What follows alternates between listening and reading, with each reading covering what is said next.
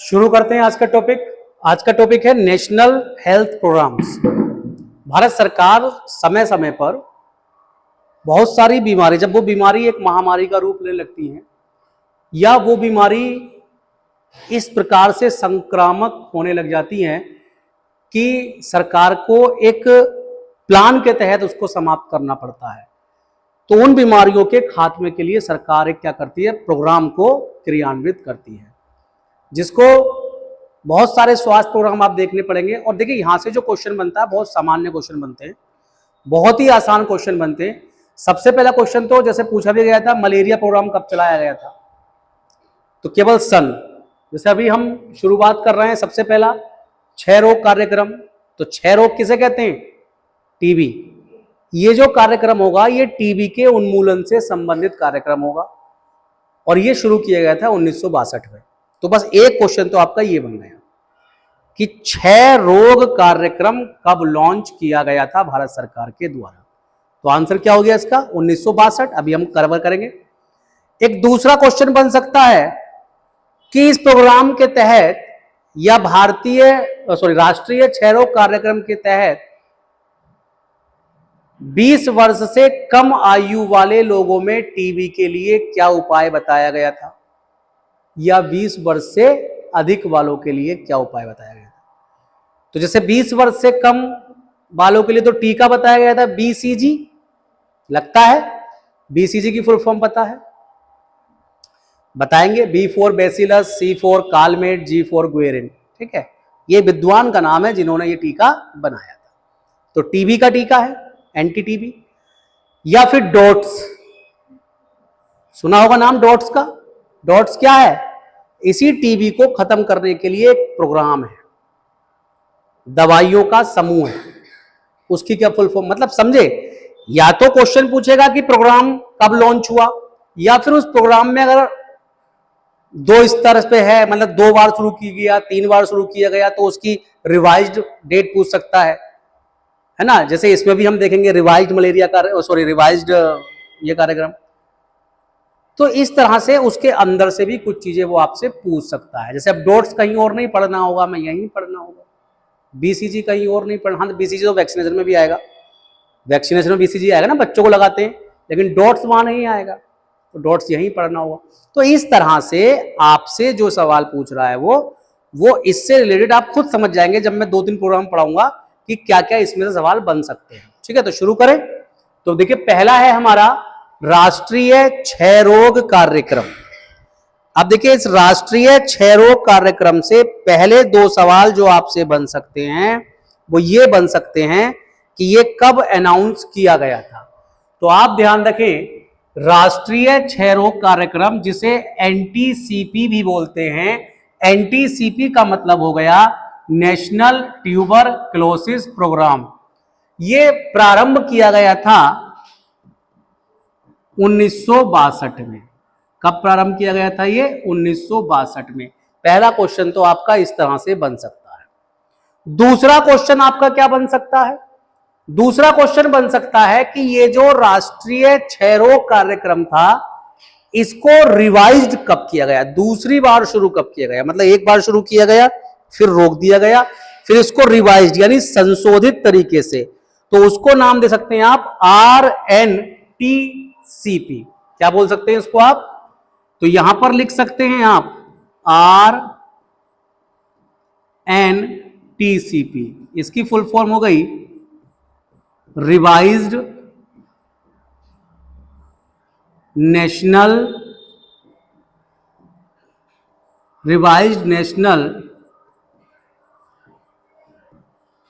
Tuber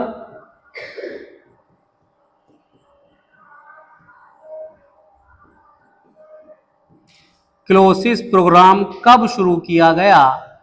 आपका answer हो जाएगा 1997। और दूसरी बात, इसको हिंदी में भी लिख लें, इसको हिंदी में आप लिख सकते हैं संशोधित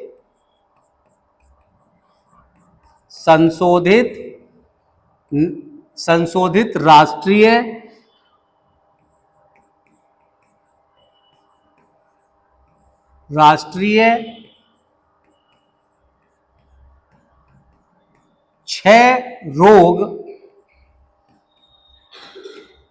कार्यक्रम। तो देखिए ये दोनों सने आपको याद रखनी पड़ेंगी, दोनों 1962 भी और 1997 भी। अगर पूछ लेता है क्षय रोग कार्यक्रम कब शुरू किया गया तो 1962, और अगर पूछ लेता है कि रिवाइज्ड क्षय रोग कार्यक्रम या संशोधित क्षय रोग कार्यक्रम कब शुरू किया गया तो इसका आंसर हो जाएगा 1997 में। ठीक है, अब इसमें इसका उद्देश्य क्या था, ये जो कार्यक्रम शुरू किया गया, देखिए ट्यूबरक्लोसिस को शॉर्ट में टीबी बोलते हैं। इसका जो कार्यक्रम था, इसका उद्देश्य क्या था, तो टीबी, ट्यूबरक्लोसिस को शॉर्ट में टीबी बोल देते हैं। तो इसका पहला उद्देश्य तो यही था कि प्राथमिक स्वास्थ्य केंद्र या जितने भी अन्य स्वास्थ्य संस्थाएं हैं उनकी सहायता से क्षय रोग का क्या करना, निदान करना, नंबर 1। नंबर 2, इसमें जो है थूक, सलाइवा का टेस्ट करना होता था, कि सलाइवा का टेस्ट करके गृह उपचार शुरू करना। मतलब कोई जरूरत नहीं है कि उनको अस्पताल में एडमिट करके दवाई वगैरह चलाई जाए, बल्कि उनको जो है घर पर ही उनका क्या कराया जाए, उपचार करा जाए। तीसरा इसमें यह था कि 20 वर्ष से जो कम आयु के लोग हैं उनको बीसीजी की खुराक लगाई जाए, बीसीजी का क्या लगाया जाए, टीका लगाया जाए। और चौथा इसमें यह था कि जो टीबी है वो कब फैलता है, कैसे फैलता है, और उससे किसको नुकसान, कौन से अंग को नुकसान पहुंचता है, इन सब के बारे में समुदाय को प्रशिक्षित करना। तो जब भी कोई प्रोग्राम चलता है उसके लिए एक अलग से स्टाफ की भी क्या करी जाती है, ट्रेनिंग कराई जाती है, अलग से स्टाफ बनाया जाता है। जैसे मलेरिया प्रोग्राम जब चलेगा तो मलेरिया कार्यकर्ता बनेंगे। शनिवार है आज, है वैक्सीनेशन, नहीं हम रणनीति बनाने वाले हैं इस पर, क्योंकि कई एएनएमओ का फोन आ रहा है हमारे पास, वो बेचारी इसीलिए डर रही हैं, बोले कि बुध और शनिवार को कैसे काम होगा। हाँ, तो वो मेरी बात चल रही है उस पर। तो उसमें हम यही करेंगे, जो आपका टेस्ट कराया करेंगे वो बुध और शनिवार को कराया करेंगे, आधे घंटे का, है ना। तो जिन लोगों को उस दिन छुट्टी भी करनी होगी तो क्लास मिस नहीं होगी, मतलब पढ़ाई हुआ करेगी, आधा घंटा पढ़ाई हो गई, आधा घंटा टेस्ट हो गया, समझ मारी बात। तो हम ऐसे ही करेंगे कि उस दिन वैक्सीनेशन रहे करेगा। हाँ, वो लोग आने को कह रहे हैं, वो लोग इसीलिए नहीं आ रहे हैं, डर रहे हैं कि सर 2 दिन ही क्लास नहीं मिल पाएगी हमें, ये वो, तो उसका कैसे होगा। तो वो प्लानिंग यही की जा रही है कि आपका 2 दिन टेस्ट और 4 दिन पढ़ाई, इस तरह से काम कर लेंगे, या 2 दिन आधा हाफ टेस्ट कर लेंगे, क्योंकि वो लोग 3:30 जैसा भाई आ गए 3:30 तक, तो वो 3:30 तक आ जाया करेंगे। सभी लोग गांव से आते हैं ना वैक्सीनेशन जमा करके, फिर हाँ वो होता है वो, हाँ तो वो यही है कि इश्यूज रहेगा। तो मैंने कहा कोई नहीं, उसको मैनेज कर लिया जाएगा, 2 दिन की कोई बात बड़ी नहीं है। तो हम लोग जो यहां पढ़ रहे थे उद्देश्य समझ में आ गए, तो लिख लेते हैं उद्देश्य। तो इसका पहला उद्देश्य क्या है, टीबी कार्यक्रम का पहला उद्देश्य तो यही होगा, क्षय रोग का उन्मूलन।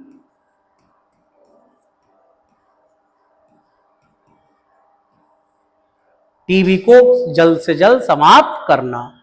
दूसरा,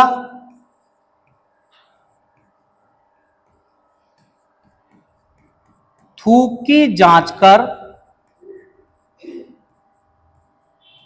गृह चिकित्सा देना। अगर थूक का सैंपल लिया और उसमें पॉजिटिव आती है टीबी, तो घर पर ही उनको दवाइयां मुहैया कराकर उनका क्या कराना, इलाज कराना। अब यहां से एक सवाल जो आया था वो मैं आपको बता दूं। सवाल आया था कि जो टीबी के लिए टेस्ट होता है उसका क्या नाम है। नहीं, एलिजा नहीं है, उसको बोला था sputum smear, sputum smear test, है ना। सॉरी, स्पीयर भी नहीं है, स्मीयर, SM है शब्द, वो SMEAR है ना। तो स्पुटम, हाँ स्पुटम स्मीयर टेस्ट, तो ये यहां पर आप लिख लें स्पीयर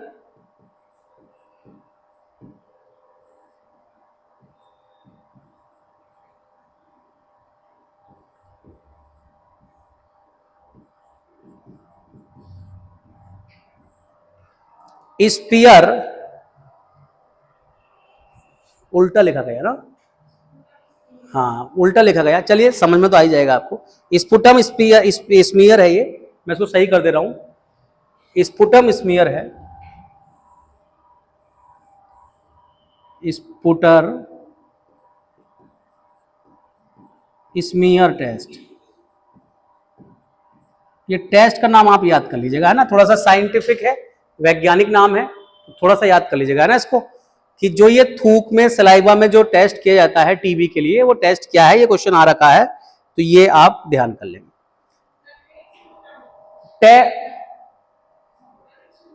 स्पुटम, सॉरी ये भी गलत, ईयर यहां पे स्पुटम आएगा, यहां पे स्पुटम, स्पुटम स्पुटम स्मीयर, ये शब्द है पूरा, स्पुटम स्मीयर शब्द, बार बार दोनों शब्द एक जैसे ही हो रहा है ना, तो बोलने में दिक्कत हो रही। अब इसके बाद तीसरा काम क्या था इनका, कि जो 20 वर्ष से आयु के हैं, तीसरा जो था इनका ये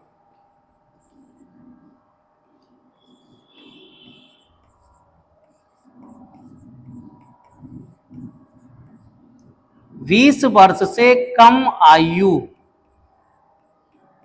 के लोगों को बीसीजी का टीका लगाना। भाई आप सबको पता है ये 62 में शुरू हुआ है, और जब तक तो हमारे यहाँ सार्वभौमिक वैक्सीनेशन शुरू हुआ ही नहीं था, क्योंकि सार्वभौमिक वैक्सीनेशन तो बाद में आएगा, यानी जब बच्चों को बीसीजी के वैक्सीन नहीं दिए जाते थे। तो इस कार्यक्रम का एक उद्देश्य यह भी सेट किया गया कि जो 20 वर्ष से छोटे लोग हैं उन्हें बीसीजी का टीका लगाया जाए। और ये जो बीसीजी है इसकी फुल फॉर्म, अब आप ये तो समझ ही गए होंगे कि बीसीजी का टीका किस रोग में लगाया जाता है, टीबी में, 6 रोग में, है ना। और बीसीजी की फुल फॉर्म भी लिख लीजिएगा, बेसिलस, सी फॉर कालमेट और जी फॉर गुएरिन। तो या इसको पूरा भी लिख सकते हैं गुएरिन। तो बेसिलस, कालमेट, गुएरिन, ये विद्वान हैं, बेसिकली 2 विद्वान हैं, कालमेट, गुएरिन। तो इन लोगों ने मिलकर बीसीजी का वैक्सीन बनाया था, जिसके नाम पर यह टीका, टीबी का टीका बीसीजी के नाम से ही जाना जाता है। और इसके अलावा जो बीसीजी से बाहर, सॉरी, जो 20 वर्ष से ऊपर के लोग हैं उनके लिए डॉट्स टीबी के रोकथाम के लिए लाया गया था। और डॉट्स का जो पदार्पण है भारत में, यानी डॉट्स जो ये कार्यक्रम है जो शुरू किया गया था, ये 1993 में शुरू किया गया था। और 1993 में ही WHO ने जो ये टीबी रोग है इसे वैश्विक आपातकाल घोषित किया था। तो ये सारी चीजें अगर आप लिंक करेंगे तो आप ये देखेंगे कि 1993 में WHO ने जब टीबी को वैश्विक आपातकाल या वैश्विक महामारी की संज्ञा दे दी थी, तभी एक प्रोग्राम लाया गया था डॉट्स, जो कि WHO की तरफ से ही लाया गया था। उसमें जगह जगह एक पैकेट दिया जाता था, एक रासायनिक, स्पेशल रसायन के द्वारा वो दवाइयां तैयार की गई थी। क्योंकि जो डॉट्स है, अगर उसकी आप फुल फॉर्म देखेंगे तो उसका ही नाम है direct observation therapy short term. तो मतलब इसकी हिंदी क्या बन जाएगी कि सीधे ऑब्जर्व करें, ऑब्जर्व करने की थेरेपी है और बहुत कम समय में है ये, ठीक है। शॉर्ट थेरेपी का मतलब बहुत कम समय के लिए है। तो डॉट्स की फुल फॉर्म भी हम आपको लिखाएंगे। तो आप लिख लेंगे। पहले हम बात कर रहे थे उद्देश्य की, तो उद्देश्य में जो चौथा उद्देश्य आप लिखेंगे, चौथा उद्देश्य लिखेंगे समुदाय को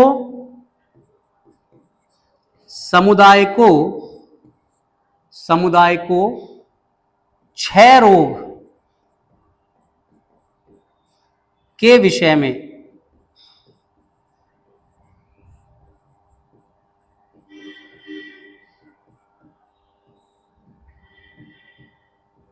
प्रशिक्षित करना। तो आपने अब तक जो पढ़ा वो ये पढ़ा कि राष्ट्रीय क्षय रोग कार्यक्रम राष्ट्रीय क्षय रोग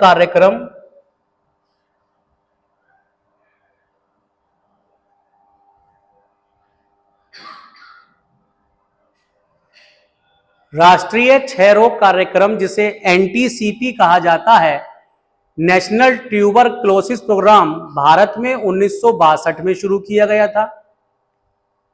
लेकिन इस प्रोग्राम को रिवाइज तरीके से, यानी इसमें और संशोधित करके इसे 1997 में पुनः शुरू किया गया। दोनों की सन आपसे पूछ सकता है।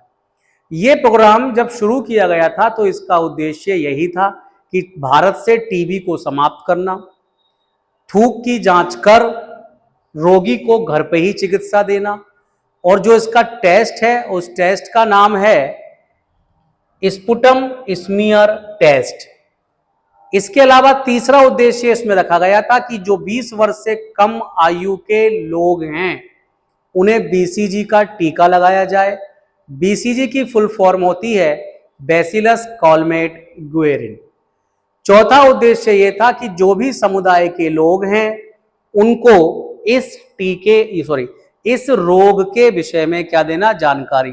और आपको याद होगा बड़े ऐड आते थे, 3 हफ्ते से ऊपर की खांसी टीबी हो सकती है ना, चेकअप कराएं। तो वो सब क्या है, वो लोगों को अवेयर करना। कोई भी कार्यक्रम जो शुरू किया जाता है उसके 2 उद्देश्य तो हमेशा याद ही रख लीजिएगा आपको, चाहे वो एड्स कार्यक्रम हो, पल्स पोलियो हो, मलेरिया हो, कि एक तो उसको खत्म करना है, दूसरा उसके बारे में लोगों को अवेयर भी करना है। कोई भी कार्यक्रम हो, तभी तो आप देख रहे हैं पल्स पोलियो अभियान का एड, पहले एड्स चला था, जब एड्स का काफी फंडा था तो कॉन्डोम का बहुत एड आता था। तो वो लोगों को अवेयर करना भी, क्योंकि जब तक लोग अवेयर नहीं होंगे कोई सा भी राष्ट्रीय कार्यक्रम पूरी तरीके से सफल नहीं हो सकता। याद कीजिए जब पल्स पोलियो चला था तो कुछ लोगों ने धर्म का सहारा लेकर इसको गलत करार दिया था। कई सारी टीमों के विरुद्ध जो पल्स पोलियो टीम काम करती थी, उन टीमों के खिलाफ गांव में, देहात क्षेत्रों में हमले भी हुए थे। उनको घरों से भगा भी दिया जाता था कि हम अपने बच्चों को दवाई नहीं पिलाएंगे। तो वो क्या था, वो यही था, कुछ ना कुछ भ्रांतियां समाज में रहती हैं। समाज में अच्छे लोग हैं तो समाज में बुरे लोग भी हैं।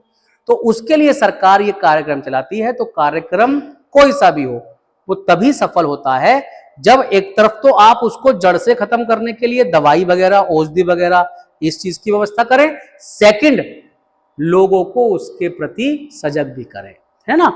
अब इसके बाद आगे बढ़ते हैं टीबी कार्यक्रम में ही। देखिए अब टीबी कार्यक्रम में ही क्या है, मैंने आपको बताया कि 1993 में 1993 में WHO ने इसे एक वैश्विक महामारी घोषित किया, और WHO के इस कहने पर ही WHO ने एक प्रोग्राम शुरू किया डॉट्स, और वही डॉट्स प्रोग्राम फिर भारत भी पहुंचा, और भारत ने उस डॉट्स प्रोग्राम को अपने इस कार्यक्रम का हिस्सा बनाया 1993 में। तो 2-3 क्वेश्चन बन सकते हैं। टीबी कब वैश्विक महामारी बनी? 1993। डॉट्स कब लागू हुआ भारत में? 1993। और डॉट्स की फुल फॉर्म क्या है, ये सब हम देखने वाले हैं। तो चलिए आगे बढ़ते हैं, इसी पे आगे काम करते हैं। और यहां पर आप नोट करके लिख देंगे, पॉइंट बना के नोट करके लिखेंगे। नोट्स बहुत साफ साफ बनाना है, अच्छा सा नोट करके क्या लिखेंगे कि WHO द्वारा, WHO जिसको आप वर्ल्ड हेल्थ ऑर्गेनाइजेशन कहते हैं, विश्व स्वास्थ्य संगठन बोलते हैं, विश्व स्वास्थ्य संगठन। आपके यहां एक सिलेबस स्वास्थ्य संस्थाएं भी हैं, है ना, स्वास्थ्य संगठन भी हैं, यूनिसेफ, WHO, है ना, कोलंबो प्लान, ये बहुत सारी चीजें हैं, बैठ के हैं इंटरनेशनल लेवल पर। तो अंतर्राष्ट्रीय संस्थाएं और राष्ट्रीय संस्थाएं, वो भी एक हमारा टॉपिक है जिसको हम कवर करेंगे बाद में। तो विश्व स्वास्थ्य संगठन WHO द्वारा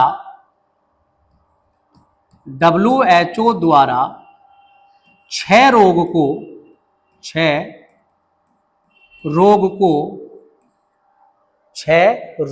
को 1993 में वैश्विक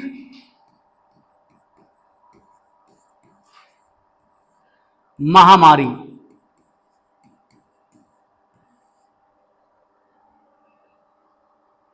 या आपात घोषित किया।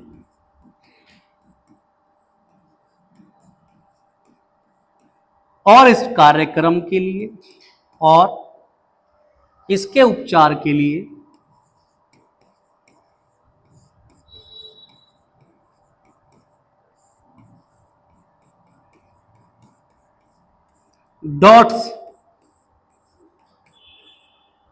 डॉट्स को लिख लेंगे फुल फॉर्म में। डॉट्स की full form direct observation therapy, direct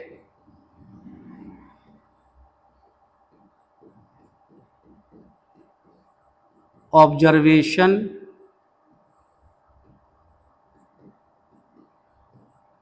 therapy, short term therapy,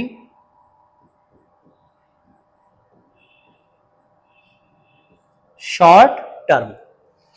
तो ये जो डॉट्स है जिसकी फुल फॉर्म आपसे पूछी जा सकती है, डॉट्स कार्यक्रम को शुरू किया। इसके उपचार के लिए डॉट्स कार्यक्रम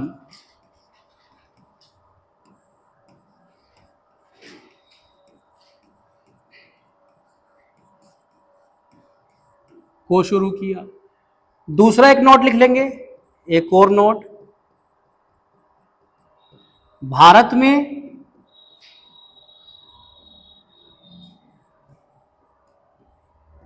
डॉट्स प्रोग्राम 1993 से प्रारंभ,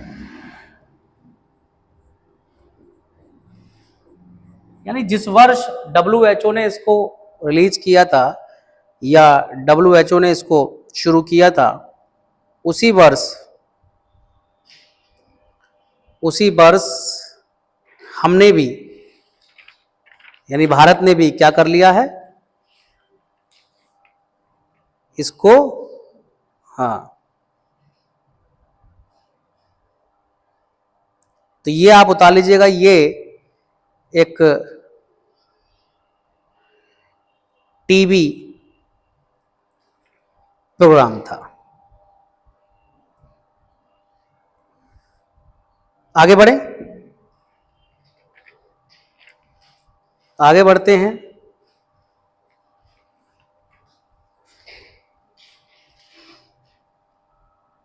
और बात करते हैं अगले कार्यक्रम की,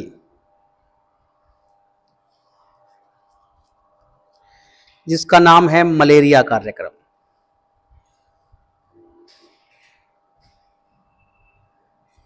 मलेरिया कार्यक्रम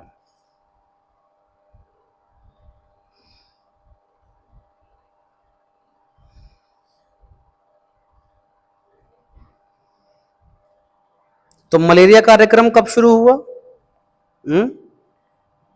बताइए, राष्ट्रीय मलेरिया नियंत्रण कार्यक्रम कब शुरू किया गया?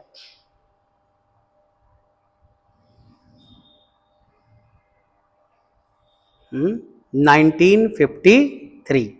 कब शुरू किया गया? 1953। तो लिख लेंगे, इसमें भी हेड डाल देंगे, राष्ट्रीय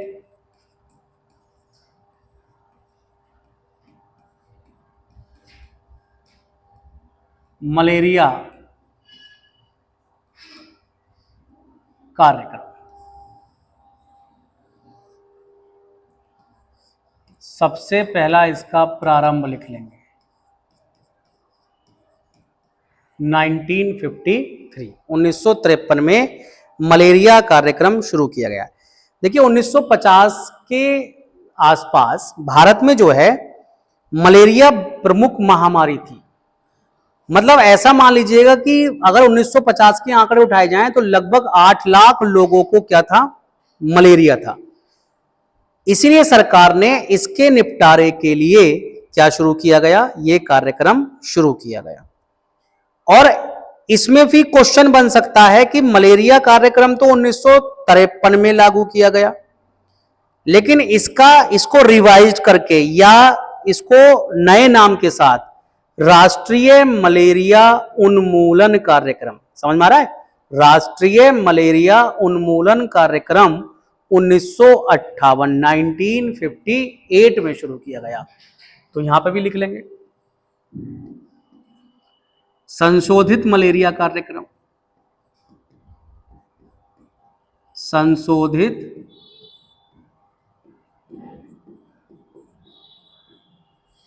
मलेरिया कार्यक्रम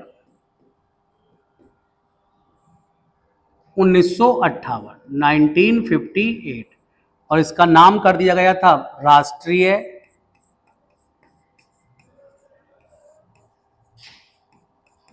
मलेरिया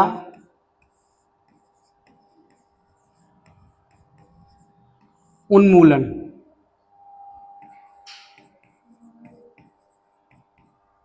कार्यक्रम। तो देखिए दोनों क्वेश्चनों में अंतर समझिएगा। अगर आपसे केवल पूछता है राष्ट्रीय मलेरिया कार्यक्रम तो आपका आंसर हो जाएगा 1953। लेकिन अगर आपसे पूछ ले राष्ट्रीय मलेरिया उन्मूलन कार्यक्रम तो आपका आंसर हो जाएगा 1958। अब देखिए इसमें ये जो कार्यक्रम लागू किया गया था, इस कार्यक्रम में क्या किया गया था, तो जगह जगह मलेरिया मच्छर से होता है, मलेरिया किससे होता था, मच्छर से। तो जगह जगह पर मच्छरों के, जहां पर पानी वाली जगह है या जहां पर ऐसी जगह है जहां पर मच्छर हो सकते हैं, तो वहां पर जो है इसके छिड़काव की योजना बनाई गई थी। ऐसे कीटनाशकों की छिड़काव की योजना बनाई थी जिससे मलेरिया का क्या हो जाए, हाँ, रोग का उन्मूलन हो जाए। ठीक है। अब इसमें एक चीज और ध्यान रखेंगे कि जो इसके लिए मतलब मलेरिया के लिए जो टेस्ट होता है, तो उसमें कई तरह के मलेरिया के लिए टेस्ट होते हैं, जिसमें सबसे प्रमुख जो टेस्ट होता था वो होता था RDT। क्या होता था, RDT। तो मलेरिया ये टेस्ट क्या होता था कि मलेरिया में खून की जांच होती थी। मलेरिया का पता कैसे चलता है, खून की जांच से। तो इस टेस्ट का नाम था रैपिड डायग्नोस्टिक टेस्ट। तो रैपिड डायग्नोस्टिक टेस्ट में क्या है, ब्लड सैंपल लेकर स्लाइड पर ब्लड रखकर और उसमें मलेरिया के परजीवी का पता लगाया जाता था। तो टेस्ट का नाम क्या है, RDT। तो इसलिए आप जो है इस तरह की एक टेस्ट था, होता था, जो शुरुआत किया गया था। इसमें एक चीज और ध्यान रख लें, मलेरिया जो है वो एक विशेष प्रकार का परजीवी होता है। क्या नाम है, मादा एनाफिलीज। तो डेंगू के लिए है।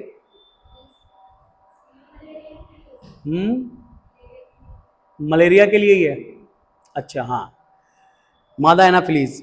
हाँ, तो विशेषता मच्छरों का नाम ध्यान कर लीजिएगा आप। और इसमें जो टेस्ट है वो रैपिड डायग्नोस्टिक टेस्ट है, RDT याद कर लीजिएगा और इसकी सन याद कर लीजिएगा। तो मैं लिख देता हूं,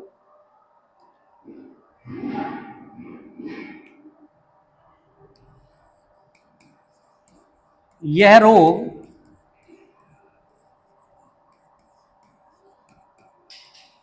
मुख्यतः मच्छर के द्वारा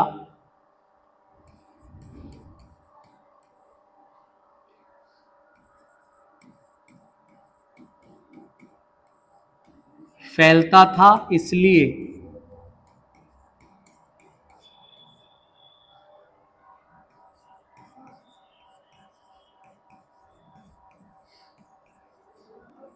इस कार्यक्रम में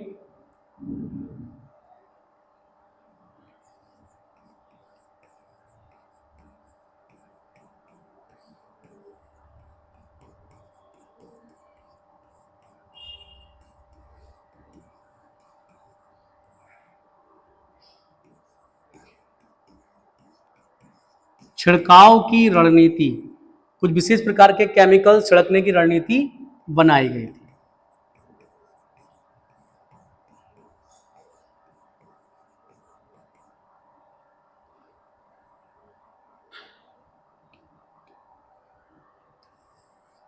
मलेरिया की जांच के लिए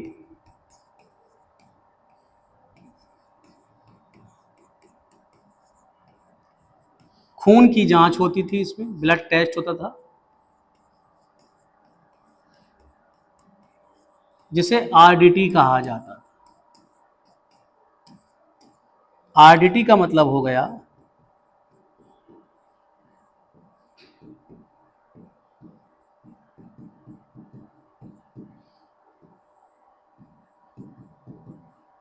rapid diagnostic test. Simple test है, कोई ऐसा विशेष नहीं है ना।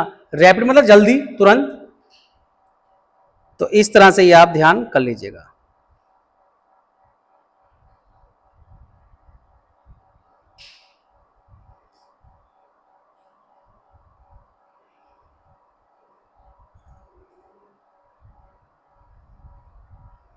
अगला है कुष्ठ कार्यक्रम।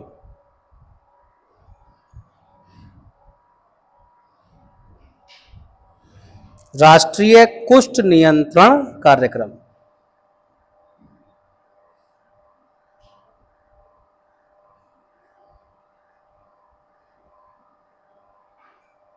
ठीक है।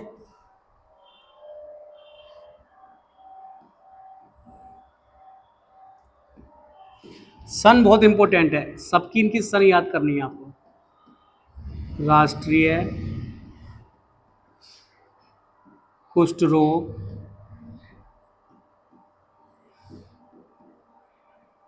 उन्मूलन कार्यक्रम। राष्ट्रीय कुष्ठ रोग उन्मूलन कार्यक्रम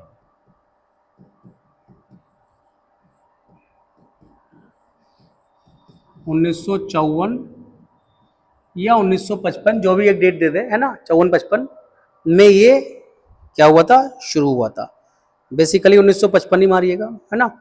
अब कुष्ठ रोग क्या होता है, इंग्लिश में क्या बोलते हैं इसको, लेप्रोसी, है ना। ये एक त्वचा से संबंधित रोग होता है, जिसमें त्वचा पर दाग धब्बे लग जाते हैं। तो इसके लिए आपने, मतलब इसके लिए भी क्या किया गया था, एक एक नया पद उस समय होता था ना, कुष्ठ रोग की जो जांच करने के लिए अलग वो बना दिए जाते थे, मतलब ऑफिस टाइप, कार्यालय टाइप, और वहां पर कुष्ठ रोग की क्या होती थी, सिर्फ जांच होती थी और कुष्ठ रोग का वो होता था, है ना। तो ये बना दिया जाता था। फिर बता दे रहा हूं, जितने भी कार्यक्रम भारत सरकार ने स्वास्थ्य संबंधी चालू किए हैं, उन सभी कार्यक्रमों को सक्सेस करने के लिए एक स्वास्थ्य कार्यकर्ता की आवश्यकता होगी। मलेरिया कार्यकर्ता, कुष्ठ रोग, टीबी रोग, सब के लिए एक नए कार्यकर्ता की आवश्यकता होगी। तो इसमें सिर्फ इतना लिख लेंगे, इसमें इतना सिर्फ लिख लेंगे, इसका जो उद्देश्य बनाया था या क्रियाविधि क्या थी इसकी, तो लिख लेंगे इसमें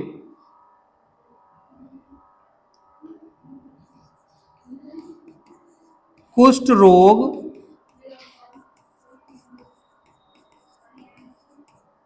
विशेषज्ञ द्वारा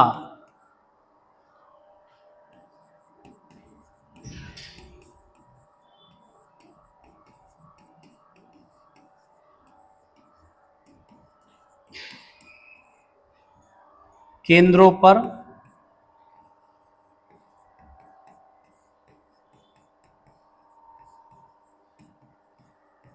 मुफ्त जांच केंद्र लगाना। दूसरा,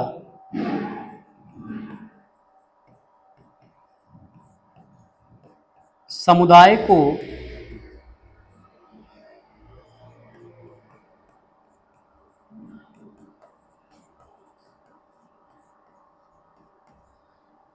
कुष्ठ रोग के विषय में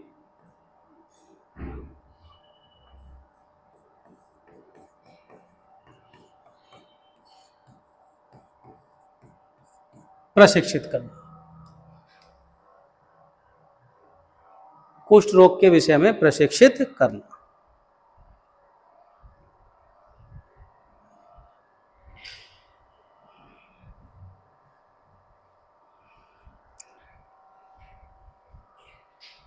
ठीक है, अगला है राष्ट्रीय एड्स नियंत्रण कार्यक्रम।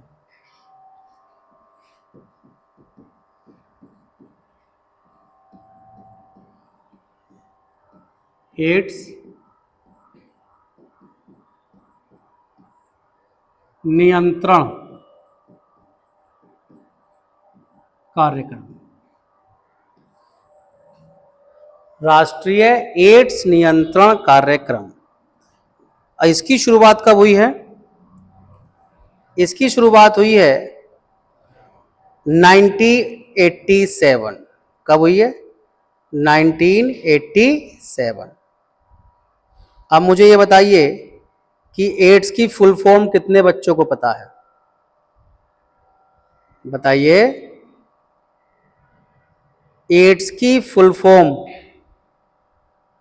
नहीं पता किसी को भी? चलिए कोई बात नहीं, पहले तो इसकी शुरुआत याद लिख लेंगे 1987।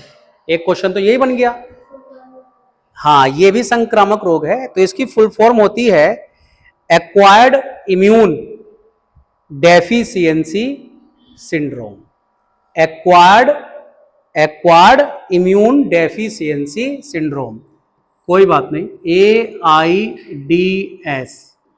इसकी फुल फॉर्म पहले लिख लेंगे सबसे पहले, एक्वायर्ड इम्यूनी डेफिशिएंसी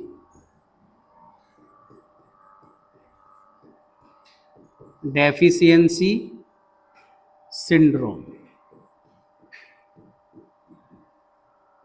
सबसे पहली चीज तो आपको ये याद रखनी है कि एड्स का पूरा नाम क्या होता है। ठीक है, अब यहां से दो सवाल बनते हैं कि ये जो एड्स है, ये एड्स प्रोग्राम जो है, ये भारत में कितने चरणों में हुआ था? तो आप कहेंगे कि भारत में एड्स जो है वो दो चरणों में पूरा मतलब कंप्लीट हुआ। एक चरण जो उसका सबसे पहले लागू हुआ था वो 1992 और दूसरा 1999। ये दोनों पॉइंट भी आप लिख लेंगे, यहां पर भारत में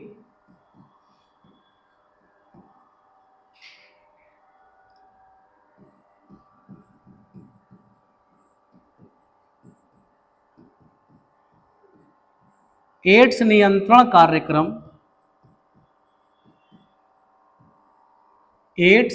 कार्यक्रम दो चरणों में लागू हुआ।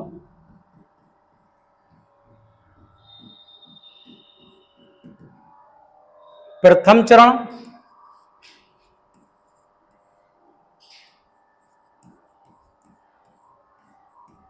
चरण जो उसका लागू हुआ एड्स का वो 1992 में और दूसरा चरण 1999 में।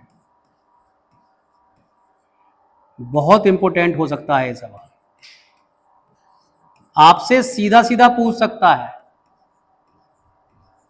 एड्स कार्यक्रम का दूसरा चरण भारत में कब लागू हुआ था? तो दूसरी बार जो एड्स लागू हुआ वो कब हुआ? 1999 में। या पहला चरण कब लागू हुआ? तो इसका भी आप आंसर क्या दे सकते हैं?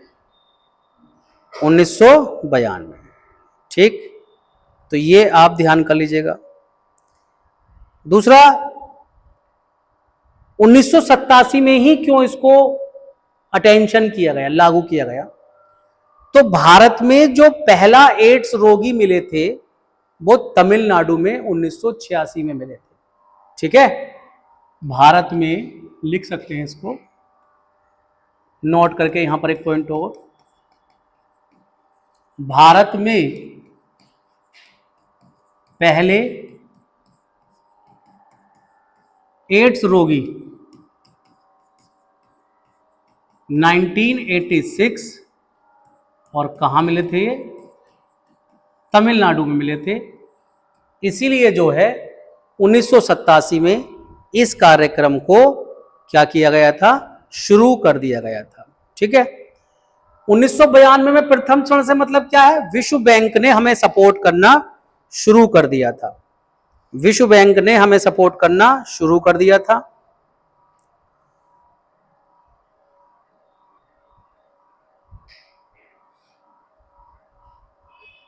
और इसके बारे में एक चीज और ध्यान रख लीजिएगा कि 2007 में इसका तीसरा चरण भी लागू हो चुका है। सॉरी, मैं माफी चाहूंगा, इसको आप थोड़ा संशोधित कर लीजिएगा। इसके 2 नहीं बल्कि ये 3 चरणों में कार्यक्रम है, 3 चरण। और इसका जो तीसरा चरण है, जो इसका तीसरा चरण है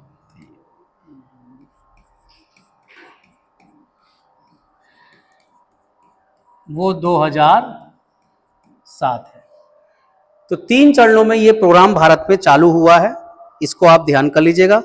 पहला चरण 1992, दूसरा 1999 और तीसरा 2007। अब ये इसी तरह से हैं। इसी तरह से होने का मतलब पहला चरण कब से कब तक पूछ लेगा? तो 1992 से 1999। दूसरा पूछ लेगा 1999 से कब तक है? 2007। और ये 2007 से अब तक चल रहा है। ठीक है।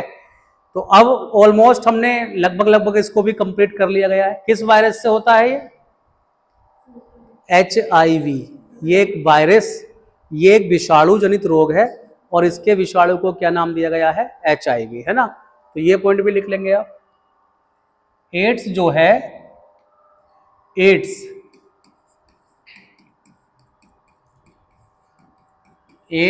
एक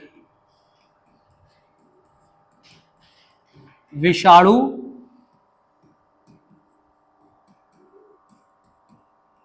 संक्रमित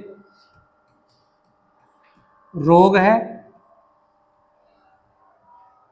और इस विषाणु का नाम है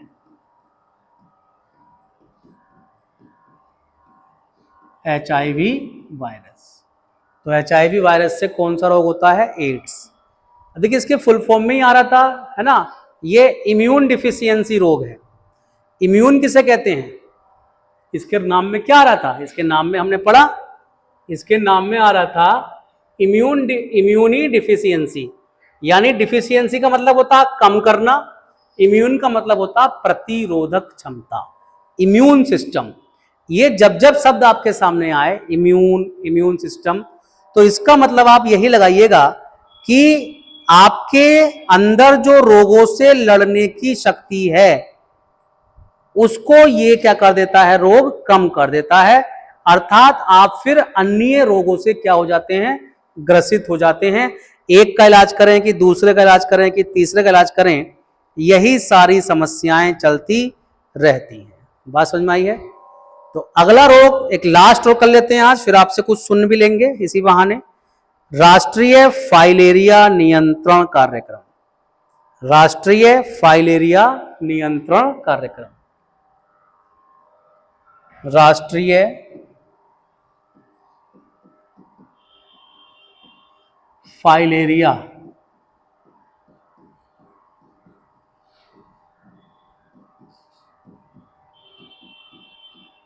नियंत्रण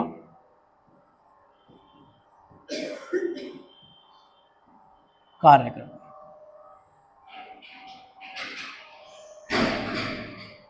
राष्ट्रीय फाइलेरिया नियंत्रण कार्यक्रम। फाइलेरिया क्या होता है जी बताइए? फाइलेरिया क्या होता है?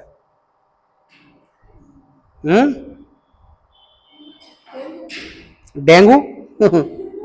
डेंगू नहीं होते हैं ये, है ना। डेंगू नहीं होता है ये। फाइलेरिया में जनरली क्या होता है, उसके शरीर में और उसके जो जननांग हैं, है ना, तो उसमें सूजन आ जाती है। क्या आ जाती है? सूजन। हाँ, इसको जो है फील पाँव के नाम से भी जाना जाता है, क्योंकि ये जो रोग है, इस रोग में आपके जो पैर हैं वो हाथी जैसे या मतलब हैवी हो जाते हैं, आप बात समझे है ना, तो इसलिए आप ध्यान करें। चलिए तो लिख लेंगे 1955 में शुरू हुआ और 57 में जो है ये लागू हो गया था, ये आप समझना। तो आपसे अगर इसकी सन पूछेगा तो आप 1955 बताएंगे, 1955, 1955, 1955 से ये जो हुआ है शुरू हुआ है। और ये जो रोग है, ये रोग जनरली जहां पर गंदे पानी के गड्ढे, नाली आदि में जो पलने वाले मच्छर हैं उनसे होता है ना। तो इस रोग का कारण भी क्या होता है, एक मच्छर होता है। इस रोग में आपके जो पांव हैं वो बहुत भारी भारी और सूज जाते हैं, इसीलिए इसको फील पांव रोग या हाथी पैर रोग कह दिया जाता है। इस रोग में किसी रोगी की मृत्यु तो नहीं होती, लेकिन उसका जो जीवन है आगे का वो बड़ा कष्टदायी हो जाता है और अपंगता पैदा हो सकती है, मतलब हाथ पैर काम करना बंद कर सकते हैं। ठीक है, तो इस रोग में जो है आप समझिएगा वही काम किया गया था जो अन्य सभी कार्यक्रमों में देखा। फाइलेरिया क्लिनिक खोले गए थे सभी पीएचसीओ पर और फाइलेरिया जांच स्पेशलिस्ट बैठाया गया था। वो जो है इसमें जो है मेनली क्या किया जाता था कि जो गंदे पानियों वही छिड़काव, जो लार्वा होता है मच्छर का, जो प्रारंभिक जीवन जो शुरू होता है उसे क्या कहते हैं हम, लार्वा। लार्वा क्या होता है, लार्वा मच्छर का, मच्छर तो हो गया वयस्क। अब जैसे एक हम लोग हैं तो हमारा जो छोटा रूप है वो शिशु कहते हैं, शिशु छोटा बच्चा, वैसे ही मच्छर का जो बच्चा है उसे लार्वा टैडपोल कहते हैं ना। तो उसके उन्मूलन को ये किया गया था और 2020 तक इसका जो है लक्ष्य भी रखा गया था, फाइलेरिया निरोधी दवा पिलाकर। आप बात समझ में आई, तो लिख लेंगे इसको फटाफट, इसमें लिख लेंगे शायद फाइलेरिया निरोधी काल 1955 में शुरू किया गया, लिख लेंगे इसमें पहला पॉइंट। यह रोग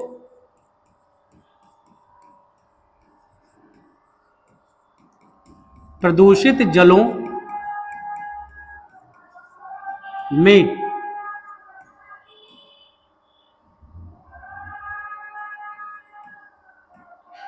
पनपने वाले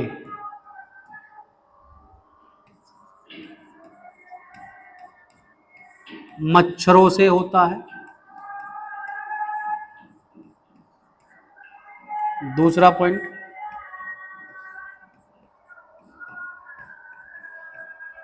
इस रोग में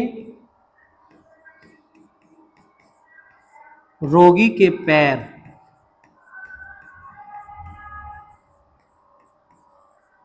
सूजकर मोटे हो जाते हैं।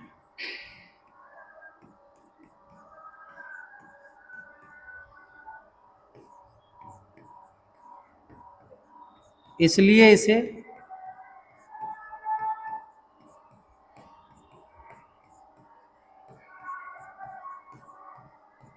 पील पांव और पील हाथी को कहते हैं, हाथी पांव रोग, पील पांव रोग और हाथी पांव रोग कहा जाता है।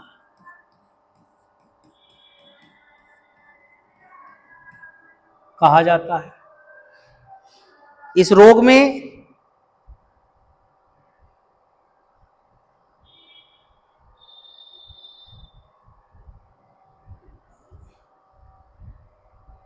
फाइलेरिया क्लिनिक, इस कार्यक्रम में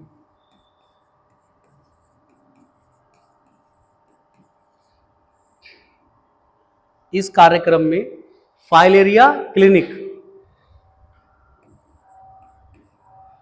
इस कार्यक्रम में पीएचसी पर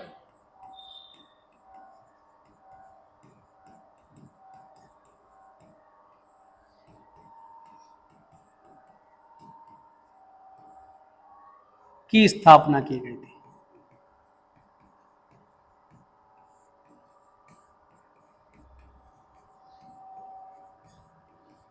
की स्थापना की गई थी, फाइलेरिया क्लिनिक की स्थापना की गई थी।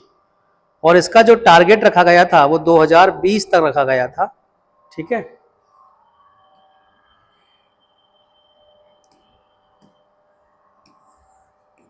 भारत से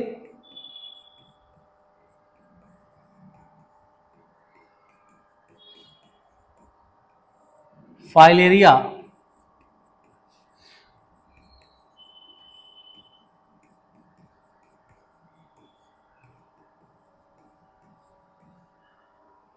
उन्मूलन का लक्ष्य 2020 रखा गया था।